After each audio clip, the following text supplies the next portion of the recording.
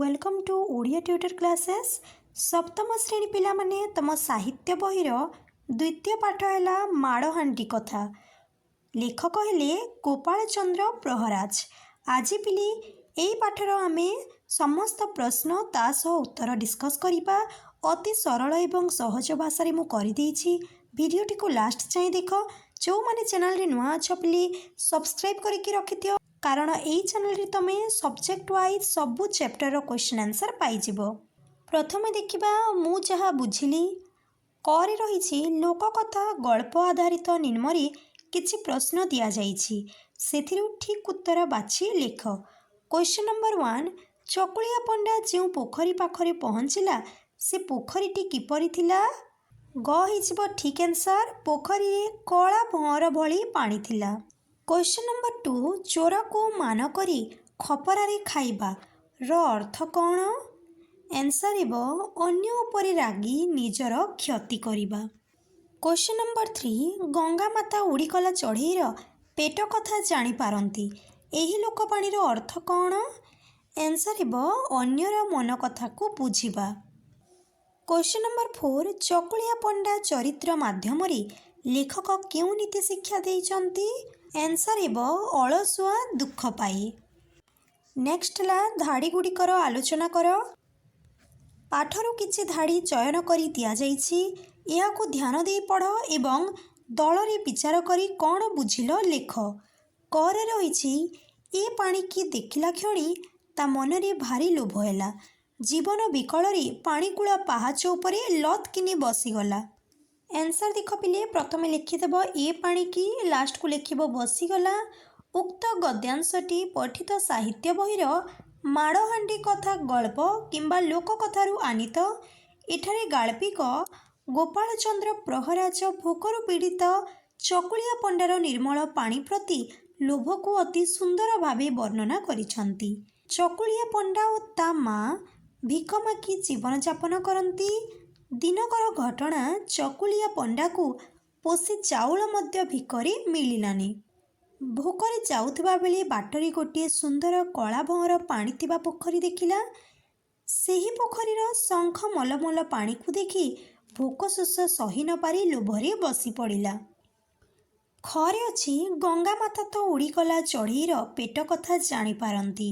Answer देख पिले, प्रथमे लिखिब गंगा माता, लास्ट को लिखिब जानी पारंती। उक्त गद्यांशटी पठित साहित्य बहिर माड़हांडी कथा गल्परू आनीत। एठारे गाल्पिक गोपाल चंद्र प्रहराज किपरि देवादेवी माने भोकिला दुखी लोकर कष्ट सही पारंती नाही ताहा वर्णना करिसंती। थरे खाद्य न पाई चकुलिया पंडार भोकरे करड़ी चलुथिला। पोखरीटी काच किंदु भली निर्मल पानी देखी तार लोभ हैला। से विभिन्न सुस्वादु खाद्यर ना डाकी डाकी चले चले पानी पीगला। पोखरी रे गंगा माता थिले, देवदेवी माने दयार अवतार, तेणु से चकुलिया पंडार भोक सही पारिले नाही। सुतरां चकुलिया पंडा जो सबु खाद्यर ना धरी पानी पिउथिला, से सबु सुस्वादु खाद्य गोटिए हांडी रे भर्ती कले। ता उपरे तेलुणीटीए घोड़ाई ता निकट को भसाई देले। चकुलिया पंडा खाद्य हांडी पाई महा आनंदरे खाइला एवं बाकी तक माँ पाई घर को नहीं गला। नेक्स्ट ला आस आमे मेल करिबा। एही लोक कथारो किछि वाक्य प्रथम स्तंभ रे दिया जाइछि, सेही वाक्य गुड़िकर भावार्थ सह मिशुथिबा किछि वाक्य द्वितीय स्तंभ रे दिया जाइछि। मेल खाउथिबा वाक्य गुड़िको जोड़। राति सोइला बेले बुढ़ी पुआ को बुद्धि बतई देला। तार आंसर हेबो माँ पुआ को राति रे शिखई देला। बड़ी चपटी उठी ता माने भोर सकाळु उठी। खुआ मुंडी रे दी गोईठा ता माने हाथ पाख पिठी को दुई लात देबा। पलमकु नहीं हांडी घोड़ाइबा, हांडी मुह को ढांकुणी रे ढांकिबा। नेक्स्ट ला चिंता और विचार करी उत्तर दियो। एही लोक कथाटी को थरे मन देई पढ़ और उत्तर बाहर करी लेख। करे रहिछि चकुलिया पंडा किपरि पेट पोषुथिला? आंसर देख, चकुलिया पंडा गरीब ब्राह्मण थिला। घर घर गाँ गाँ बुली भिक मागे। 6 गाँ गले सेरे आणे 9 ଗାଁ ଗଲେ ସେରିଆଣି। ଏମିତି ଭିକ ମାଗି ଯାହା ଆଣି ସେଥିରେ ମା ପୁଅ ଦୁହେଁ ଚଳନ୍ତି। ଘରେ ଅଛି ଚକୁଳିଆ ପଣ୍ଡା କାନ୍ଦି ବୋବେଇ ପଳାଇ ଆସିଲା କାହିଁକି? ଆନ୍ସର ହେଲା ଚକୁଳିଆ ପଣ୍ଡା ଭିକ ମାଗି ପେଟ ପୋଷେ, କିନ୍ତୁ ଦୁର୍ଭାଗ୍ୟର କଥା ଦିନେ ସେ କେତେ ବୁଲିଲା ହେଲେ ପୋଷେ ଚାଉଳ ବି ଭିକ ମିଳିଲା ନାହିଁ। ଲୋକେ ଭିକ ଦେବେ କ'ଣ? ଗାଁ ପିଲାଏ ଟେକା ବୋଲୁଅ ଫୋପାଡ଼ି ତାକୁ ଗାଁରୁ ତଡ଼ିଦେଲେ। ତେଣୁ ସେ କାନ୍ଦି ବୋବେଇ ପଳାଇ ଆସିଲା। ଘରେ ଅଛି ଗଙ୍ଗାମାତା କେଉଁଠାରେ ଥିଲେ? ଆନ୍ସର ହେଲା ପିଲାଙ୍କଠାରୁ ଟେକା ମାଡ଼ ଖାଇ ଚକୁଳିଆ ପଣ୍ଡା ଘରକୁ ନ ଯାଇ ଆଗକୁ ଚାଲିଲା। ସେ ବାଟରେ ଥିବା ସୁନ୍ଦର ପଦ୍ମ ପୋଖରୀଟିଏ ଦେଖିଲା। ସେଥିରେ କଳା ଭଅଁର ପରି ପାଣି। ପୋଖରୀ ଚାରିପାଖ ଶଙ୍ଖ ମଲମଲ ପଥରରେ ତିଆରି ପାହାଚ। ସେହି ପୋଖରୀରେ ଥିଲେ ଗଙ୍ଗାମାତା। ଘରେ ରହିଲା ଗଙ୍ଗାମାତା ଚକୁଳିଆ ପଣ୍ଡା ପ୍ରତି ଦୟାଭାବ ଦେଖେଇଲେ କାହିଁକି? ଆନ୍ସର ହେଲା ଚକୁଳିଆ ପଣ୍ଡା ପିଲାଙ୍କଠାରୁ ମାଡ଼ ଖାଇ ମନ ଦୁଃଖରେ ଆଗକୁ ଯାଇ ପଦ୍ମ ପୋଖରୀ ପାଖରେ ପହଞ୍ଚିଲା। ଭୋକ ବିକଳରେ ପୋଖରୀରୁ ପାଣିକୁ ଭାତ, ଡାଲି, ମହୁର, ଆମ୍ବିଳ ଭାବି ପିଇ ଯାଇ ନିଜର କ୍ଷୁଧା ମେଣ୍ଟେଇବାକୁ ଚେଷ୍ଟା କରୁଥିଲା। ଗଙ୍ଗାମାତା ଚକୁଳିଆ ପଣ୍ଡାର ଏ ଦୁଃଖ ସହିପାରିଲେ ନାହିଁ। ତେଣୁ ସେ ତା ପ୍ରତି ଦୟାଭାବ ଦେଖାଇଲେ। ଚକୁଳିଆ ପଣ୍ଡା ହାଣ୍ଡିରେ କ'ଣ ଦେଖିଲା? ଆନ୍ସର ହେଲା ଚକୁଳିଆ ପଣ୍ଡା ପାଣିରେ ଭାସି ଆସୁଥିବା ହାଣ୍ଡିକୁ ଦେଖି ଆଶ୍ଚର୍ଯ୍ୟ ହୋଇ ଢାଙ୍କୁଣୀ ଖୋଲିକି ଦେଖିବାକୁ ଲାଗିଲା। ଦେଖିଲା ବେଳକୁ ତା ଭିତରେ ଦିବ୍ୟସରୁ ଘିଅ ଅନ୍ନ, ଡାଲି, ମହୁର, ଆମ୍ବିଳ, କ୍ଷୀରି, ପିଠା ପ୍ରଭୃତି ସୁସ୍ୱାଦୁ ଖାଦ୍ୟଦ୍ରବ୍ୟ ରହିଥିଲା। ନେକ୍ସଟ ହେଲା ଖାଦ୍ୟ ହାଣ୍ଡି ଧରି ଘରକୁ ଫେରିଲା ବେଳକୁ ଚକୁଳିଆ ପଣ୍ଡାର ମା କୁଆଡ଼େ ଯାଇଥିଲା? ଆନ୍ସର ହେଲା ଚକୁଳିଆ ପଣ୍ଡା ଖାଦ୍ୟ ହାଣ୍ଡି ଧରି ଘରକୁ ଫେରିଲା ବେଳକୁ ତା ମା ଘରେ ନଥିଲା। ସେ ସବୁଦିନ ପରି ଗାଁ ଭିତରକୁ ଦୁଃଖ ଧନ୍ଦା କରିବାକୁ ଯାଇଥିଲା। ଛଅରେ ଅଛି ଚୋରମାନେ ସିନ୍ଧୁକଟିଏ କେଉଁଠାରେ ରଖିଥିଲେ? ଆନ୍ସର ହେବ ଚୋରମାନେ ସିନ୍ଧୁକଟିଏ କେଉଁ ଗାଁରୁ ଚୋରେଇ ଆଣି ସେଥିରେ ଥିବା ଦ୍ରବ୍ୟକୁ ବାଣ୍ଟ କରିବା ପାଇଁ ଚକୁଳିଆ ପଣ୍ଡାର ବାରିଦୁଆରେ ରଖିଥିଲେ। ନେକ୍ସଟ ହେଲା ଅନୁମାନ ଏବଂ କଳ୍ପନାରୁ। ତୁମେ ସମସ୍ତେ ଦଳରେ ମିଶି ଆଲୋଚନା କର। କରେ ରହିଲା ଯଦି ଚକୁଳିଆ ପଣ୍ଡା ଗୋଟିଏ ଦିନ ପାଇଁ ଗଙ୍ଗାମାତାଙ୍କଠାରୁ ଖାଦ୍ୟ ହାଣ୍ଡି ନେଇଥାନ୍ତା ତାହେଲେ ତାର ପରିଣାମ କ'ଣ ହୋଇଥାନ୍ତା? ଆନ୍ସର ହେବ ପିଲେ ଯେହେତୁ ଚକୁଳିଆ ପଣ୍ଡା ଜଣେ ଗରିବ ବ୍ରାହ୍ମଣ ଥିଲା ଏବଂ ଭିକ ମାଗି ତାର ପେଟ ପୋଷୁଥିଲା, ଯଦି ସେ ଗଙ୍ଗାମାତାଙ୍କଠାରୁ ଖାଦ୍ୟ ହାଣ୍ଡିଟିଏ ପାଇଥାନ୍ତା ତାହେଲେ ସେ ଅତି ଆନନ୍ଦରେ ସେହି ଖାଦ୍ୟ ସବୁ ଉପଭୋଗ କରି ଖାଇଥାନ୍ତା। କାରଣ ତା ପାଇଁ ସେ ଦିବ୍ୟ ଖାଦ୍ୟ ଅପୂର୍ବ ଅଟେ।